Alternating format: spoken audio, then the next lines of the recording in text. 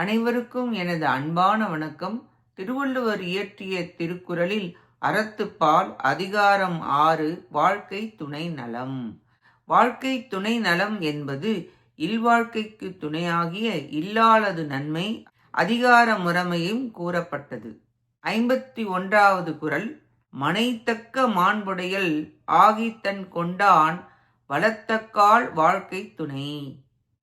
நற்குணங்களுடன் நற்செயல்களை செய்து அன்புடன் விருந்தளித்து ஒழுக்கத்தில் கற்புடையவளாயும் இரக்ககுணம் பொருந்தி கணவனின் வருவாய்க்கு ஏற்றவாறு செலவு செய்து இல்லற வாழ்க்கையை நடத்துபவளே உண்மையான மனைவி ஆவாள்.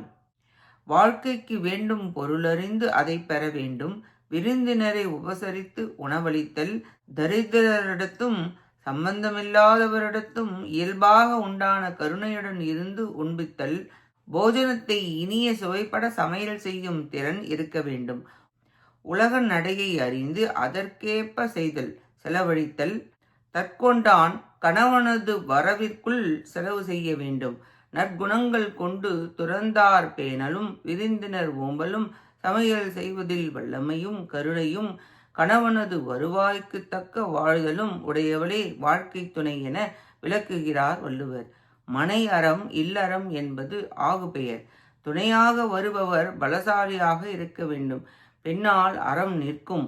வாழ்நாள் முழுவதும் செய்ய வேண்டும். நல்ல மனைவி அமைந்தால் அதுவே நல்ல இல்லறமாகும். இல்லற நோக்கம் அன்பு விருத்தி அடைந்து அன்பு பரவ வேண்டும். இந்த நன்மைகளே சிறந்தன என கூறப்பட்டது இக்குறளில். நன்றி, வணக்கம்.